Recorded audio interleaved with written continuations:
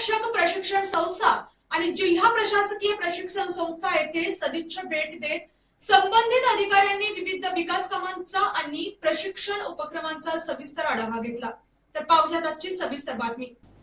या भेटीदरम्यान प्रशिक्षण केंद्रातील पायाभूत सुविधा, निवास व्यवस्था तसेच आधुनिक तंत्रज्ञानाच्या माध्यमातून दिल्या जाणाऱ्या प्रशिक्षण प्रक्रियेतील माहिती घेण्यात आली।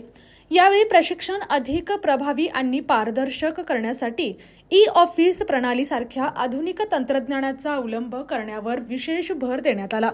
वन विभागात कार्यक्षमतेसोबतच पारदर्शकता वाढवण्यासाठी डिजिटल प्रणालींची अंमलबजावणी अत्यंत महत्त्वाची असल्याचेही त्यांनी स्पष्ट केले।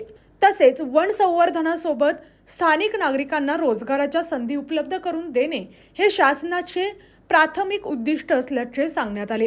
प्राथमिक स्तरावर रोजगार निर्मिती आणि पर्यावरण संरक्षण यांचा समतोल साधण्यावर भर दिला जाणार असल्याचेही यावेळी नमूद करण्यात आले। वनांचे रक्षण ही केवळ जबाबदारी नसून ते आपल्या येणाऱ्या पिढींचे भवितव्य आहे, असे प्रतिपादन करत शहापूर येथील या दोन्ही संस्थांना शासनाकडून पूर्ण सहकार्य दिले जाईल असे आश्वासनही देण्यात आले। या भेटीमुळे शहापूर परिसरातील वनसंवर्धन, प्रशिक्षण व्यवस्था आणि प्रशासनिक कार्यक्षमता अधिक बळकट होण्यास मदत होणार असल्याचे मत व्यक्त होत आहे। अशाच जिल्ह्यातील, राज्यातील व राष्ट्रीय स्तरावरील ताज्या बातम्या पाहण्यासाठी पाहत रहा SP9 मराठी न्यूज चॅनेल।